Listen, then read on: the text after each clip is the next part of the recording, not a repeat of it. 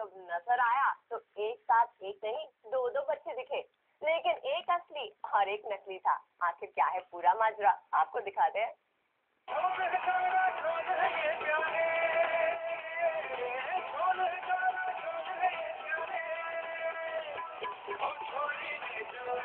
हाँ सारा, ये आपकी आंखों का झोल ही तो है। भानु प्रताप के हाथों में बच्चा, फिर जमीन में पड़ा बच्चे का ये डमी। यकीन नहीं तो फिर से देखिए बच्चे से खेलते भानु प्रताप को। देखा आपने? अब जरा गौर से इस बच्चे को भी देखिए। क्यों, समझ आ गया ना डिफरेंस? एक बच्चा असली और एक नकली।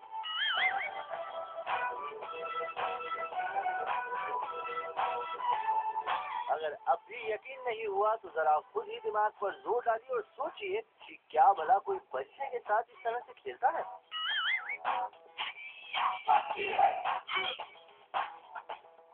जिस तरह से अपने भानु प्रताप खेल रहे थे, और तो और शॉट खत्म होते ही बच्चे ये सर पर तबला भी बजाने लगे।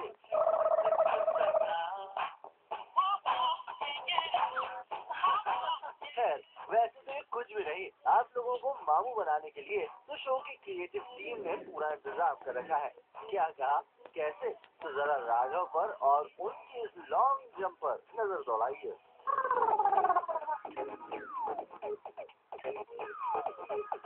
एक बेहतरीन शॉट देने के लिए राघव कितनी मशक्कत कर रहे हैं।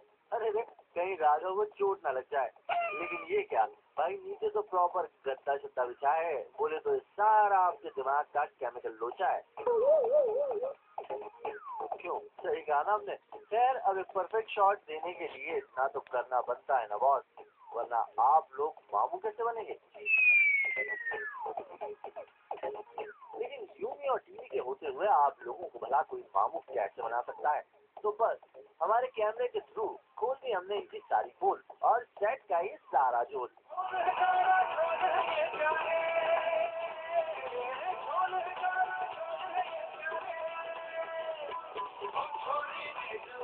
टाटा भदौरिया, मुंबई E24।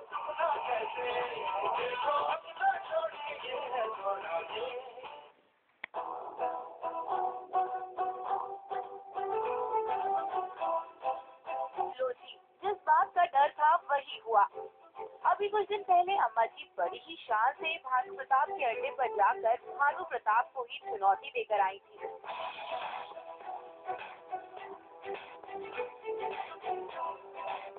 और आज भानु प्रताप उसी चुनौती को पूरा करने के लिए अम्मा जी के घर पधार गए हैं।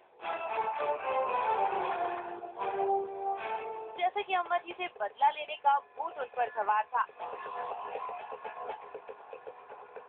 आज वही भूत भानु प्रताप के दिमाग पर पूरी तरह हावी है। यकीन नहीं आता तो खुद देख लीजिए किस तरह भानु के नन्हे चिराग को अपने हाथ में ले रखा है।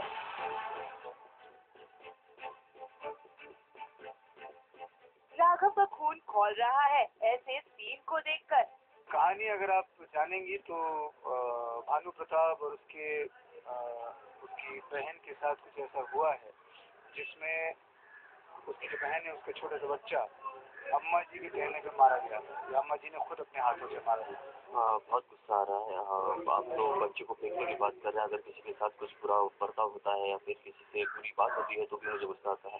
तो अभी तो खून खोल रहा है मेरा और उस बच्चे की जान बचानी है, ये मेरा सबसे पहला मकसद होता है। बहुत खूब राघव, हमें आपसे यही उम्मीद थी और हमें पूरा यकीन था कि आप उस नन्ही सी जान को बचाने के लिए जरूर कुछ न कुछ करेंगे। तभी तो उधर भानु प्रताप ने बच्चे को ऊपर से छोड़ा नहीं कि यहाँ आपने लॉन्ग जंप लगाकर उस बच्चे को कैच कर लिया।